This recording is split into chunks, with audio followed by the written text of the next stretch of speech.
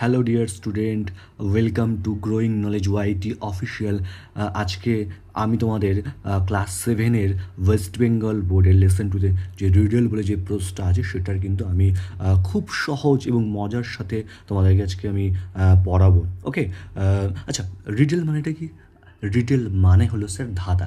আচ্ছা, যদি ধাঁধার বিষয়টা আমাদের মনে আসে তাহলে কী প্রশ্ন, অনেক কিউরিয়াসিটি জাগে, এটার উত্তর কী হবে, ওটার উত্তর কী হবে, তাই না? চলো আজকের যে ধাঁধাটা, চলো সেই ধাঁধাটার সমস্যার সমাধানটা কীভাবে করা হয়েছে, একজন মহান ব্যক্তি কীভাবে করেছে, চলো সেটাই আজকে আমরা পড়ে দেখি কী হয়েছে। Okay, Akbar was one of the greatest empires of India.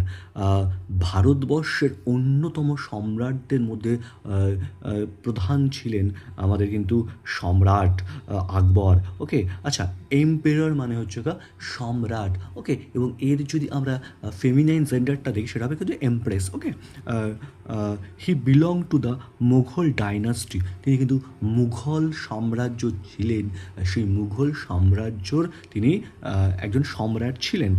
He had in his court the 9 James, his 9 advisers.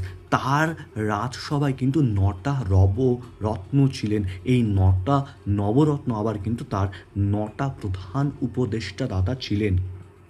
One of this James was Birbal, known for his wheat and wisdom. এবং এই 9টা নবরত্নের মধ্যে কিন্তু অন্যতম ছিলেন বীরবল, যে কিন্তু পরিচিত ছিল তার জ্ঞান এবং বুদ্ধির জন্য। ওকে, চলো পরের পরের পেজে চলে আসি। দেখো, the king of kings empire Akbar, who ruled over India, was a great lover of arts, science, literature and music. দেখো, রাজাদেরও রাজা, কিংস অফ কিংস মানে রাজাদেরও রাজা, মানে রাজাধিরাজ সম্রাট আকবর যিনি ভারতবর্ষে রাজত্ব করতেন, তিনি কিন্তু একাধারে শিল্প, বিজ্ঞান, লিটারেচার মানে সাহিত্য এবং মিউজিক মানে সঙ্গীতেরও কিন্তু পৃষ্ঠপোষকতা ছিলেন।